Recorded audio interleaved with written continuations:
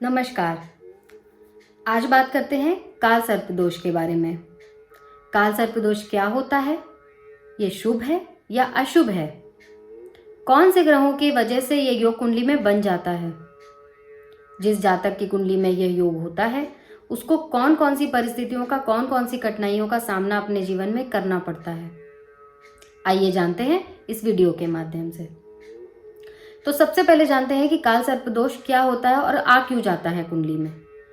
इसके नाम से ही जातक घबराने लगता है। नाम सुन करके ही समझ रहे होंगे आप, काल सर्प, सर्प यानी सांप, सांप से लगा हुआ कोई दोष। सर्प ने कोई दोष दिया है, शायद आपको पिछले जन्म में शापित किया है। कुंडली में काल सर्प दोष को शापित योग ही माना जाता है। ये योग इसलिए आ जाता है कि यदि आपने पिछले जन्म में, पूर्व जन्म में कोई सर्प को कुछ नुकसान पहुंचा दिया है, सर्प को मार दिया है, किसी से कहकर मरवा दिया है, अगर आपने कोई भी ऐसा कर्म पिछले जन्म में किया है तो उस स्थिति में काल सर्प दोष का निर्माण कुंडली में हो जाता है। अगर आपने भ्रूण हत्या करवाई है, बच्चे का अबॉर्शन करवा दिया है, उस स्थिति में भी ये दोष अगले जन्म में आपकी कुंडली में आ जाता है। यह दोष राहु और केतु की वजह से आता है। हर कुंडली में, प्रत्येक कुंडली में राहु और केतु हमेशा एक दूसरे से 7th पोजीशन पर रहते हैं। अगर राहु फर्स्ट हाउस में बैठा है, लग्न में बैठा है, तो केतु हमेशा 7th हाउस में ही बैठेंगे। आमने सामने 180 डिग्री पर, एंगल पर ही ये दोनों ग्रह बैठते हैं प्रत्येक कुंडली में, किसी भी जातक की कुंडली हो।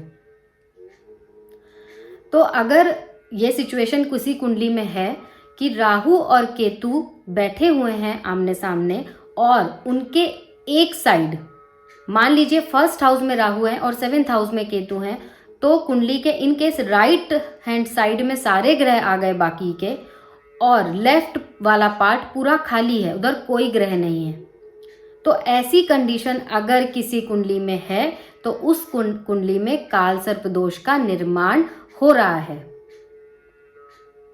अगर इनकेस राहु बैठे हैं 12th हाउस में तो 7th पोजीशन में केतु होते हैं, इस अकॉर्डिंग केतु बैठे होंगे 6th हाउस में।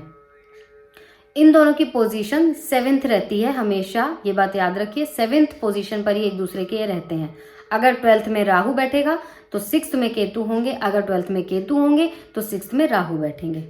इन केस किसी कुंडली में ऐसा है कि 12th में केतु है और 6th में राहु है और इनके लेफ्ट साइड वाले पार्ट में सारे ग्रह आ गए और राइट साइड वाले पार्ट में कोई ग्रह नहीं है, तो इस कंडीशन में भी राहु और केतु का जो ये पोजीशन बन रही है और बाकी ग्रहों की जो पोजीशन बन रही है, इसको देखते हुए हम यही अनुमान लगाएंगे कि इस कुंडली में काल सर्प दोष बन रहा है।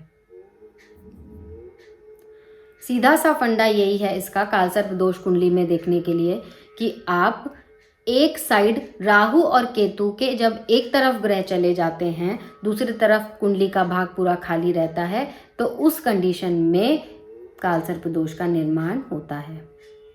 दूसरी तरफ हम दूसरी चीज क्या है, दूसरी चीज ये है कि अगर मैंने पितृ दोष वाले वीडियो में भी आप लोगों को बताया था कि राहु और केतु छाया ग्रह होते हैं, ये अपनी छाया से बड़े बड़े ग्रहों को ढकने की कोशिश करते हैं। इनके अंदर ही इतनी क्षमता है कि ये सूर्य जितने बली ग्रह को अपनी छाया से ढक लेते हैं और किसी में सूर्य को क्षति पहुंचाने की क्षमता नहीं है, लेकिन राहु और केतु इनको क्षति पहुंचा सकते हैं। ये क्षति पहुंचाने की कोशिश करते हैं, तभी सूर्य ग्रहण या चंद्र ग्रहण होता है। मेरा सूर्य चंद्र ग्रहण वाले वीडियो अगर आपने देखा है तो उसमें मैंने ये बताया है। तो जब राहु और केतु सूर्य जैसे ग्रह को और बाकी ग्रह को नुकसान पहुंचा सकते हैं, तो खुद सोचिए कि अगर कंडीशन काल सर्प की एक ये भी होती है कि राहु और केतु के बीच में सारे ग्रह अगर आ जाते हैं, तो राहु और केतु अपनी छाया से सबको ही तो ढक रहे होंगे। सबको अगर वो ढक रहे हैं तो सब ग्रहों पर थोड़ा थोड़ा इफेक्ट राहु और केतु का पड़ता है। तो जो ये वाली पोजीशन भी होती है, राहु और केतु के बीच में अगर सारे ग्रह आ गए और उन्होंने अपने उससे ढक लिया, तो इस स्थिति में काल सर्प दोष बन रहा है। सारे ग्रहों पर इनका कुछ कुछ प्रभाव रहता ही है, सब पर ये छाया अपनी रख रहे हैं क्योंकि इन्होंने ढका हुआ है ग्रहों को। इसलिए हर क्षेत्र में जो भी ग्रह से संबंधित क्षेत्र हैं जातक के जीवन में, उनसे हर क्षेत्र में संबंधित चीज़ों में जातक को मुसीबतें आ जाती हैं इस दोष की वजह से। इस दोष के मुख्य लक्षण ये होते हैं, अगर आपकी जातक की कुंडली में है तो 10 सीढ़ियाँ 11 सीढ़ियाँ, सफलता की जातक 11 सीढ़ियाँ हैं, 10 सीढ़ियाँ चढ़ जाता है और 11वें सीढ़ी पर कुछ ऐसा रीज़न बन जाता है चढ़ते चढ़ते कि उसको वापस से पहली सीढ़ी पर आ जाना पड़ता है। वो बहुत तैयारी करके लास्ट टू लास्ट स्टेज पर पहुंचेगा, लेकिन फाइनल जब वो अपना एग्ज़ाम देने जा रहा है या कुछ करने जा रहा है, वहाँ पर कोई ना कोई अड़ंगा लग जाएगा बीच में, या तो वो जा नहीं पाएगा या वो वहाँ से फेल होकर के वापस आ जाएगा। मतलब सपने वो बनाता है जातक और पूरे होते होते होते वो लास्ट में टूट करके खत्म हो जाते हैं। ये मुख्य लक्षण होता है काल सर्प दोष का। काल सर्प दोष भी पिछले जन्म से आया है, पितृदोष भी पिछले जन्म से आया था। तो मेन जो होता है कर्म होते हैं, अगर आपके कर्म अच्छे रहते हैं तो अगले जन्म में आपकी कुंडली में शुभ योग का निर्माण होकर के कुंडली बनती है। अगर आप अशुद्ध कर्म करते हैं तो वो दोष बन करके, अशुभ योग बन करके कुंडली में आ जाते हैं। तो मैंने बोला था अपने कर्म अच्छे करने चाहिए। जिनकी कुंडली में भी ऐसे दोषों का निर्माण होता है उनको खास अपने कर्मों पर ध्यान दे करके अपने कर्म शुद्ध करने चाहिए। जितना वो अपने कर्म शुद्ध करेंगे, अपने दोषों को वहीं से वो खत्म करते चलते चले जाएंगे।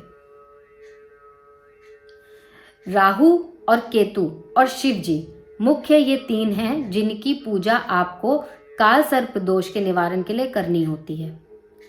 काल सर्प दोष के निवारण के लिए आप प्रत्येक नागपंचमी को, अगर आप मैरिड हैं तो आप लोग दोनों हस्बैंड वाइफ नागपंचमी वाले दिन उपवास रखें।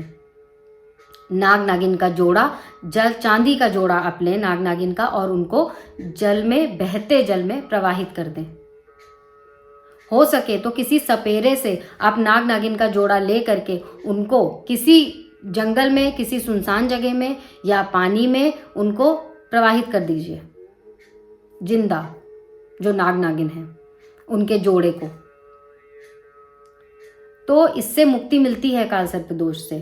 अमावस्या वाले दिन आप शिव जी को खीर का भोग लगाएं। प्रत्येक दिन आप शिव जी की आराधना करिए, ये बहुत ज़रूरी है। नाग पंचमी वाले दिन करिए, शिव जी की रोज़ आराधना करिए और अमावस्या वाले दिन खीर का भोग लगाइए। ये 3 चीज़ें आपको करनी है इसके काल सर्प दोष के निवारण के लिए।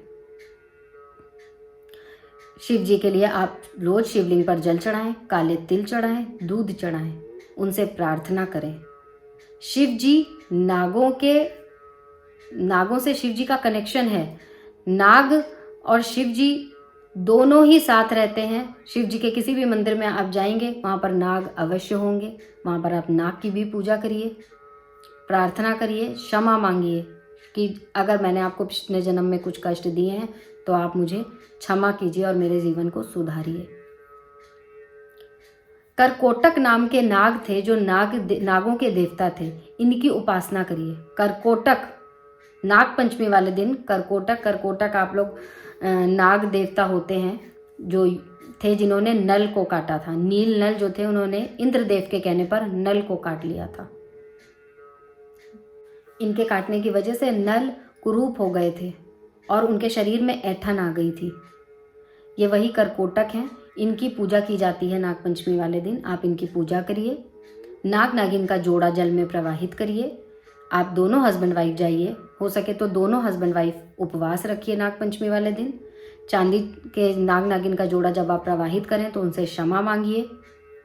असली नाग नागिन आप उनसे खरीद करके, पैसे दे के खरीदिए और उनको जल में या जंगल में बीच में कहीं पर भी सुनसान जगह में छोड़ करके आइए। ये उपाय बहुत अच्छे हैं, आप इनको करिए, लेकिन ये आपको ज़िंदगी भर करने हैं। हर नागपंचमी करना है, हर अमावस्या करना, और पूरी लाइफ आपको शिव जी की आराधना करनी है राहु को शांत करने के लिए।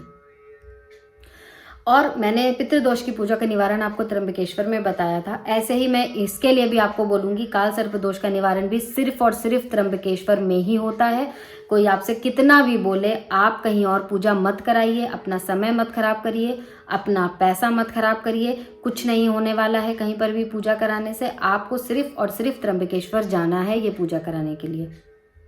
अगर आप जाना चाहते हैं, आप कराना चाहते हैं तो मुझे कमेंट बॉक्स में कमेंट करिए। मैं आपको पंडित जो वहाँ पर अच्छे हैं, कराते हैं, उनका कॉन्टैक्ट नंबर सेंड करूँगी। आप वहाँ पे उनसे डायरेक्ट बात करके समय लीजिए और जाइए, पूजा करा कराइए। अगर आपके कुंडली में पितृदोष और कालसर्प दोष दोनों हैं तो दोनों का निवारण साथ में हो जाता है। आप कुछ वक्त लेकर के जाइए, 7 से 10 दिन का वक्त या 7 दिन मैक्सिमम भी आप लेकर जाएंगे अगर, तो पूजा आराम से हो जाएगी। पितृदोष की भी हो जाएगी और कालसर्प दोष की भी हो जाएगी।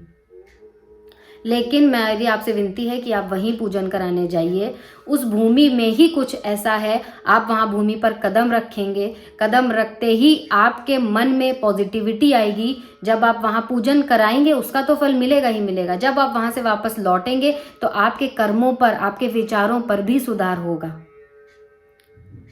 उस भूमि पर कदम रखते उसमें इतनी शक्तियाँ हैं कि वो आपके अंदर खुद ब खुद चेंजेस लाएंगी। जब आप अपने कर्मों को सुधारेंगे, अपने विचारों को सुधारेंगे तो धीरे धीरे आपके दोष अपने आप ही कम होते जाएंगे। वहाँ के बताए हुए जो पंडित होंगे वो जो बताए हुए आपको पूजन पाठ बताएं बाद में आने के, वो नित्य करते रहिए। इनसे आपको अवश्य लाभ मिलेगा। तो मैंने आपको कालसर्प दोष क्या होता है बता दिया है, निवारण क्या है ये भी बता दिया है। ये सब उपाय आप करिए। आप अपनी कुंडली में ग्रहों की, राहु और केतु की पोजीशन देख करके आप अनुमान भी लगा लेंगे कि आपकी कुंडली में क्या ये दोष है। अगर है तो इसका निवारण कराइए, इसका पूजन कराइए, क्योंकि बहुत दिक्कतें होती हैं, बहुत परेशानियां होती हैं, बहुत रुकावटें आती हैं, संतानों पे भी कष्ट आता है। तो आप इनका निवारण अवश्य ही कराइए, आपको इससे लाभ होगा। उम्मीद है दोस्तों कि मेरा वीडियो आपको पसंद आया होगा। अगर पसंद आया है तो लाइक करिए, शेयर करिए, मुझे कमेंट्स करिए। अगर पसंद आता है, किसी टॉपिक पर आप चाहते हैं कि वीडियो बनाऊं तो वो भी कमेंट करिए, मैं अवश्य ही बनाऊंगी। तो मिलती हूँ आपसे नेक्स्ट वीडियो में, तब तक के लिए नमस्कार।